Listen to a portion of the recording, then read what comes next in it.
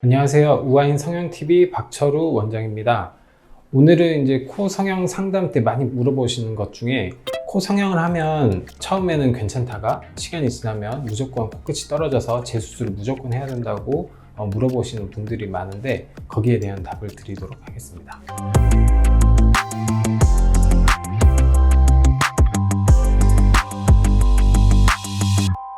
먼저 수술 직후 시기 얘기를 하겠는데요. 수술 직후에는 콧구멍 안을 솜으로 막아놓게 되거든요. 그렇게 해 놓아야지 어느 정도 압박이 되면서 더 출혈이 생기는 것을 막아줄 수 있기 때문에 2, 3일 정도는 코 안에 패킹 거즈를 넣어서 막아놓게 됩니다. 근데 이게 들어있으면 코 안을 빵빵하게 막고 있기 때문에 콧구멍도 좀 퍼져 보이게 되고 코도 막 들려 보이게 됩니다.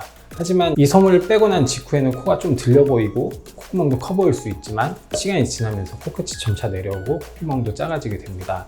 이렇듯 수술 직후에 어느 정도 붓기가 있을 때는 약간은 들려 보이는 게 이제 정상이라고 할 수가 있겠는데요. 시간이 지나면서 코끝이 제 위치로 자리를 잡게 됩니다. 코 성형하고 나서 큰 붓기는 1, 2주 이내에 빠지게 되고 잔 붓기는 짧게는 3개월에서 길게는 6개월까지 가기도 하는데 그 정도 시기가 지나면은 수술 후에 붓기는 다 빠졌다고 할 수가 있게 되겠는데요. 처음엔 약간 들려 보이던 게 붓기가 빠지면 다시 자리를 잡고 그게 이제 정상적인 위치가 되겠는데 이렇게 붓기가 다 빠지고 나서 6개월 이후에 아니면 1, 2년 이후에도 코끝이 떨어지는 경우가 있는데 이런 경우는 문제가 있다고 할 수가 있겠습니다. 그래서 이제 코 성형 후에 붓기가 있을 때랑 비교를 하시는 게 아니고요. 붓기가 어느 정도 다 빠지고 나서 코끝이 모양이 잘 자리를 잡았을 때랑 비교해서 그 이후에 코끝이 떨어진다면 문제가 있는 것이고 대부분은 크게 무리한 수술을 하지 않았을 경우에는 붓기가 빠진 채로 잘 모양이 유지가 되게 됩니다. 하지만 이제 표정을 짓거나 웃거나 입을 크게 벌리거나 말하거나 할 때는 콧구멍이 퍼져 보이고 코끝은 살짝 떨어지는 게 정상입니다. 이런 경우를 제외하고 무표정으로 비교를 해봤을 때 시간이 많이 지났음에도 코끝이 수술 후보다 많이 떨어져 있다면은 그건 이제 어떤 문제가 있게 되는데 그 원인에 대해서 알아보면요. 먼저 이제 두 가지를 생각해 볼 수 있는데 코 수술 후에 피부가 계속 누르는 힘을 주게 되고 그것을 이제 코 안에서 버텨주는 지지 구조와의 관계를 생각해 주시면 되겠습니다. 코 피부가 말랑말랑하고 잘 늘어나는 경우에는 이렇게 코가 원래대로 돌아가려는 힘이 어느 정도 약하게 되겠고 아니면 수술 전부터 피부가 단단하고 잘 안 늘어나고 많이 타이트한 경우가 있습니다. 이런 경우에는 이제 코를 많이 세워놓게 되면 원래대로 돌아가려는 힘이 아주 강하게 되겠죠.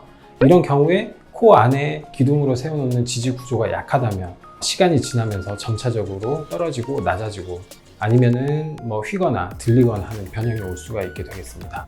네, 이렇게 이제 피부가 수술 후에 받는 힘이 지지 구조가 버티는 힘보다 크게 된다면은 시간이 지나면서 코끝 처짐이 서서히 발생할 수 있습니다. 이렇게 코끝 처짐을 방지하기 위해서 해결책이 몇 가지 있는데요. 첫 번째로 수술 시에 피부 박리 범위를 넓게 해서 이 말은 뭐냐면은 딱 수술할 부위만 하게 되면 나머지 부분은 이제 기존대로 그대로 붙어 있기 때문에 코끝에서 받는 힘이 세질 수가 있어요. 이런 경우에는 피부 박리 범위를 좀 넓게 해서 피부 전체를 들어 올려서 위치를 조금 바꿔주는 그렇게 해서 이제 코끝에 실리는 힘을 줄여주는 방법을 택할 수가 있게 되겠고요. 두 번째로 튼튼하게 버텨줄 수 있는 연고를 선택해서 지지 구조를 만들어주는 방법으로 수술을 하면 되겠습니다.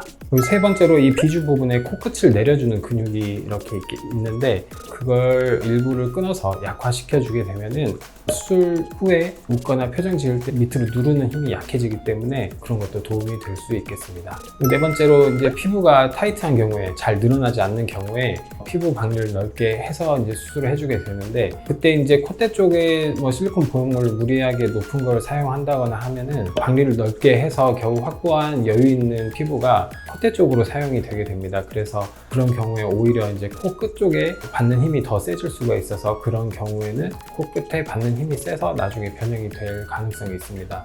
그래서 이런 경우에는 콧대 부분을 무리해서 높이지 않는 방법을 선택해야 하겠습니다. 다섯 번째로 피부의 특성이라든가 아니라 이제 환자분이 원하는 코의 모양이라든지 높이라든지 연골의 상태라든가 크기라든가 강도 이런 것들을 종합적으로 판단해서 적절한 재료를 사용을 해야 되는 게 우선이겠고, 너무 무리해서 수술을 하지 않는 게 좋습니다. 환자분들도 기대치가 너무 높다면 기대치를 좀 낮춰야 되겠고, 수술하시는 분도 여러 가지 상황들을 종합적으로 판단해서 무리하지 않는 선에서 수술하시는 게 가장 좋다고 생각을 합니다. 이상으로 코 성형 수술 후에 코끝이 무조건 떨어지는지에 대해서 원인과 해결책에 대해서 알아보았고요.